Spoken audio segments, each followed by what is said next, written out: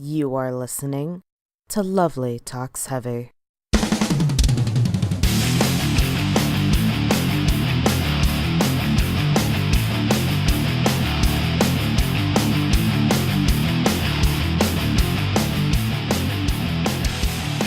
Hello everybody, and welcome to Lovely Talks Heavy.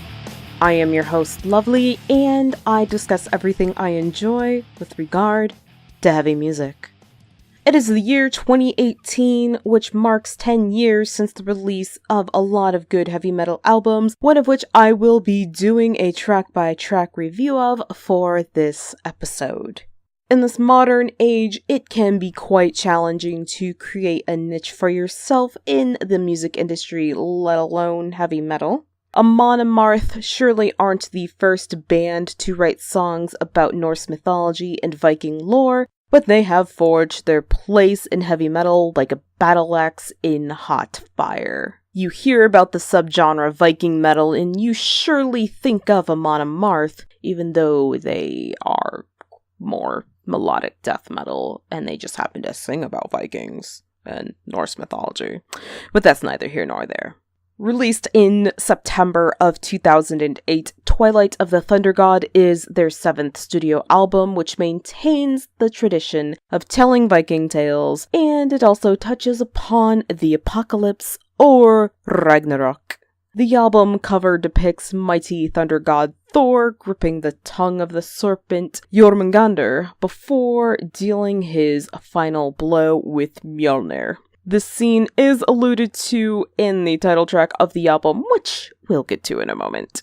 Just like before, I will be rating each of these songs on the album on a scale of 1 through 5, giving my impressions of each one, and maybe sharing a fun fact or two along the way. So, come along with me on this journey through Twilight of the Thunder God.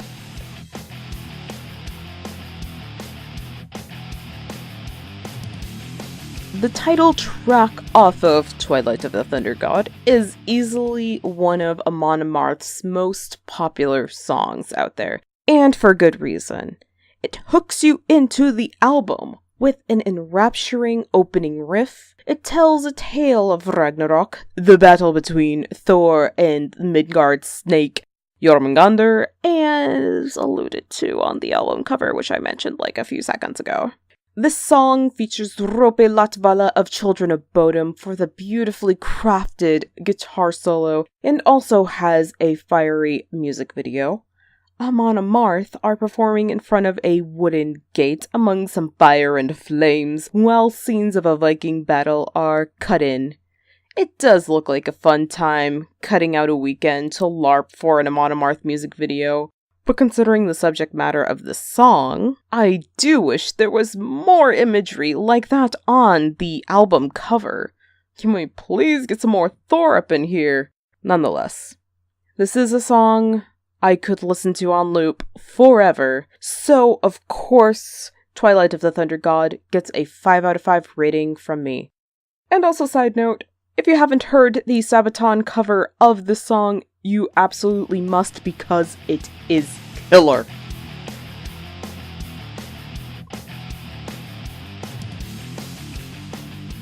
If there was a heavy metal NASCAR, or if I just had the capacity to care about NASCAR, Free Will Sacrifice would be on a soundtrack somewhere.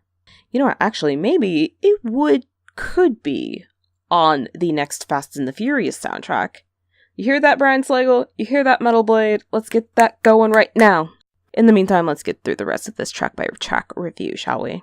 So I pulled this interpretation off of songmeanings.com and wanted to share with you here. This song is possibly about Vikings fighting against Danish Christians who are trying to force conversion onto the Vikings. Some lyrics I wanted to point out, as they are my favorites, are outnumbered 10-1, but I still love the odds. And soon we will be gone, a free will sacrifice. As free men we are born, and free we shall die. The way Johan Hegg delivers those lines. Part of being a good vocalist is not only in having a good voice, but also in masterfully delivering the lyrics to evoke a sensation in the listener, and Johan does exactly that. Free Will Sacrifice gets a 5 out of 5 rating from me.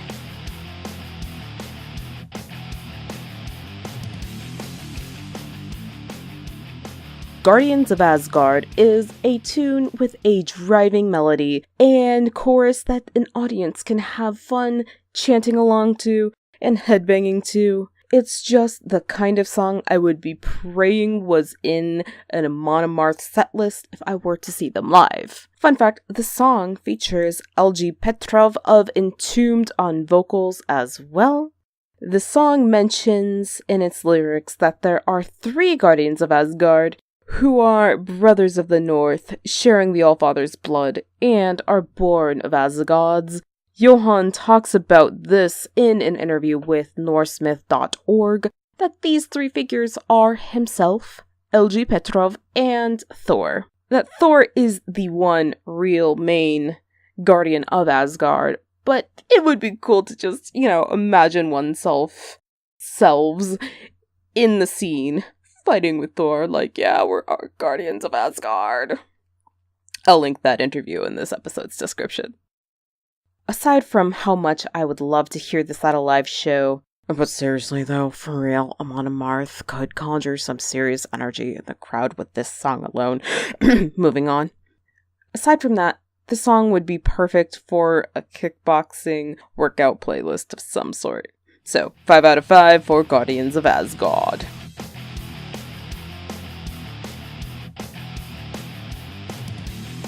If Killstarter Abominate and Impeach God, both by Deathclock, had a Viking baby, it would sound something like Where Is Your God by Amon Amarth off this album. It's the shortest song on this album, 3 minutes and 11 seconds long, and it's fast-paced and hits hard. Overall, Where Is Your God isn't bad, but I could stand to like it more. The bits where the lyrics are vocalized just at the fastest possible rate just kind of go over my head, and that's probably not saying much because a lot goes over my head. I'm 4'9". I'm sure that's the joke. Moving on. That said, I do like the end part on this last song chorus where Johan is singing Where's Your God, and there's a little background echo of lyrics like, does he hear your prayers? And it gives a straightforward sensation of, you're gonna meet your maker, and that maker is me. 3.5 out of 5 for Where's Your God.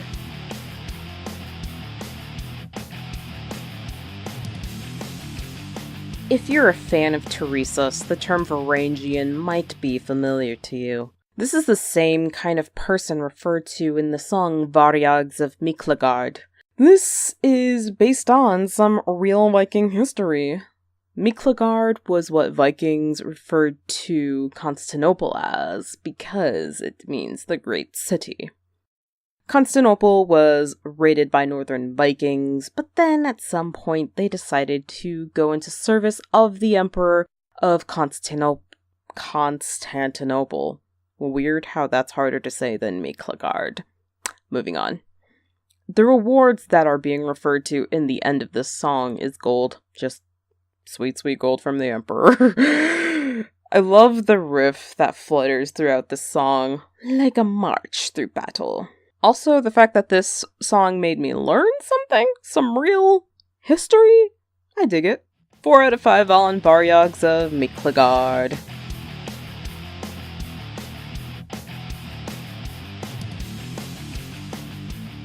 Whoa, we're halfway there. Whoa, living on a prayer. Let's talk about more Twilight of the Thunder God, shall we? Tattered banners and bloody flags tells of a battle of the events of Ragnarok, where Lopt the Treacherous, or Loki as you might better know him, brings an army of the dead to fight against the gods. I feel that while the subject matter is quite interesting, the song itself isn't so interesting next to the rest of the album. It doesn't stand out with the other songs. And while it's 4.5 minutes, you don't even notice you're listening to it. So sadly, Tattered Banners, etc., gets a 2 out of 5. A warrior who charges headfirst into battle and doesn't fear death is the focal point of No Fear for the Setting Sun. The opening riffs gives the feeling of this warrior charging into battle, and as the song goes on, the warrior falls and they describe the sensation of darkness settling in. The instrumentals also give a sensation of the warrior's body sort of giving out and giving up, which I dig. The warrior dies but doesn't fear the setting sun, as the title suggests. There's not too much that can really stand out for me on the song, but it's still a good song, so 3 out of 5.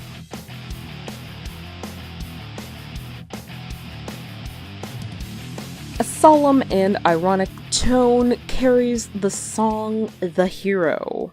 Ironic because the person in the song doesn't consider themselves a hero. Solemn because the person is accepting their death. The song describes a mercenary's final battle as they look back on their life. The mercenary fell in a battle protecting people, but they don't consider themselves a hero because they protected some folks one time. Still, strangers cried for them as they died, which... Some of my favorite lyrics in this song include "The blade I swing is black as night, black as my soulless heart," and "Now here I lie in my blood as strangers cry for me," and also "I know who I am an evil man." Especially, "I know who I am an evil man," as those lyrics are repeated through the end of the song. The song can carry a bit of an after-school special tone to it too, in that there are some things we shouldn't even attempt to romanticize. The quote hero unquote in this song doesn't consider themselves a hero because they killed for that sweet, sweet gold before protecting people one time. And I dig that. I really dig that. You know, they don't consider themselves a hero. They know they're not noble, so I dig that. The song is also good for a workout playlist, probably for the electric bike thingies. My fitness knowledge is really shining through right now. 5 out of 5 for The Hero.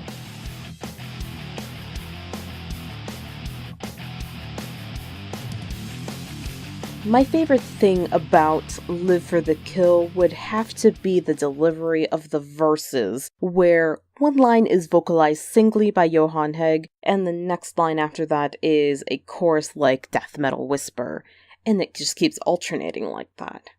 On top of that, you have the fact that the song could be interpreted one of two ways, in my opinion at least. Literally in that it's just about some wolves hunting, or metaphorically in a sense of a mercenary or a warrior who's just in it for the killing, man. Just in it for the blood. Fearless warriors, fear the wolves, now you hear the howling beasts is one set of my favorite lyrics. It's just the fact that it's paired with the instrumentals of the verse just make it sound so much cooler. The other set of my favorite lyrics off this song is "A natural force, it knows no remorse, it lives for the kill." It just sounds so powerful paired with the instrumentals as you're carried out of the bridge of the song. Oh, and speaking of the bridge, those cellos you hear in there are supplied by none other than Apocalyptica of Helsinki, Finland. And they just add power to the instrumentals as you get to the end of the song. 5 out of 5 for Live for the Kill.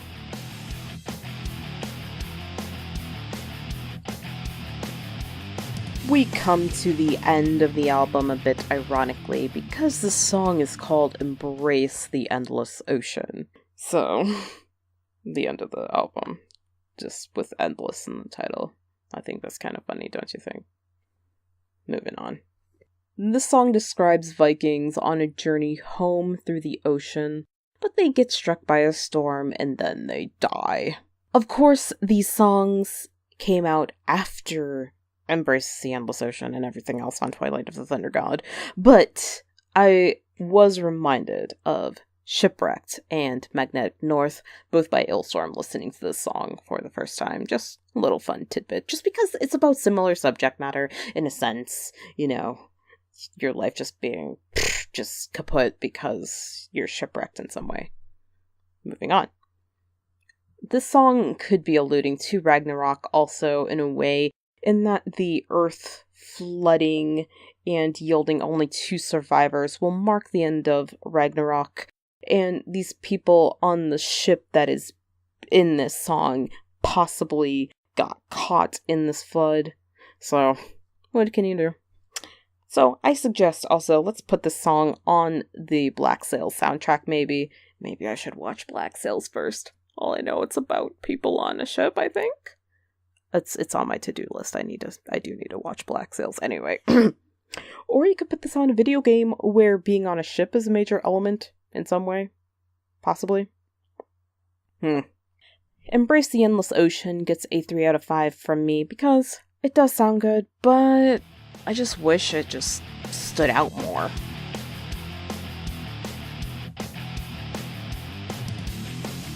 Overall, in this album, Amon Amarth really show that they're really good at taking something small and telling large descriptive stories out of it.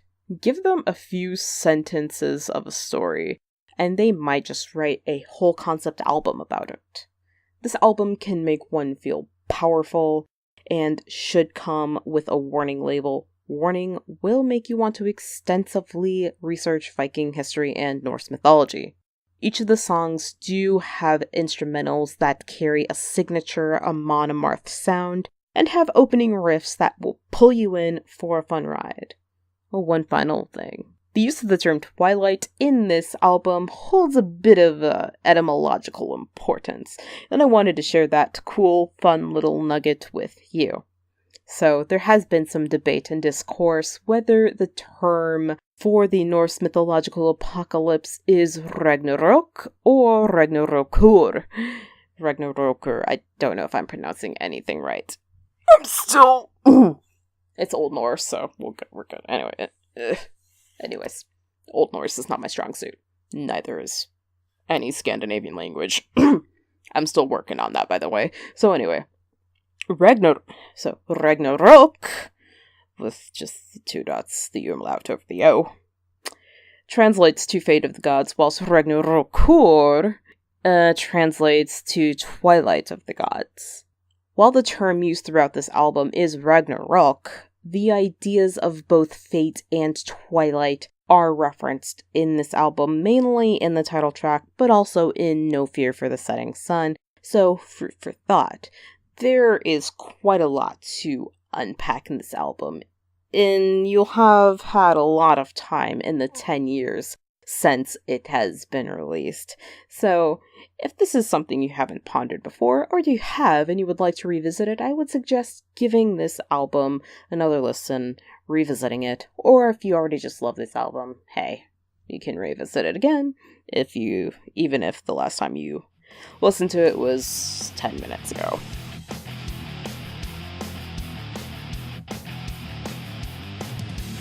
That'll do it for this episode of Lovely Talks Heavy. If you enjoyed this episode, please share it with someone every time the show hits a new set of ears. It just means the absolute world to me. So, tell me, what are some of your favorite songs off of Twilight of the Thunder God? Do you agree with any of my song ratings? Are you feeling the need to learn some Norse mythology and Viking history? Hit me up on social media and let me know. On Twitter, Tumblr, Instagram, YouTube, and Mixcloud, I am Lovely Metalhead. That's just Lovely Metalhead. So until the next week, next Saturday, the next episode of Lovely Talks Heavy, you stay brutal, my friends. Bye.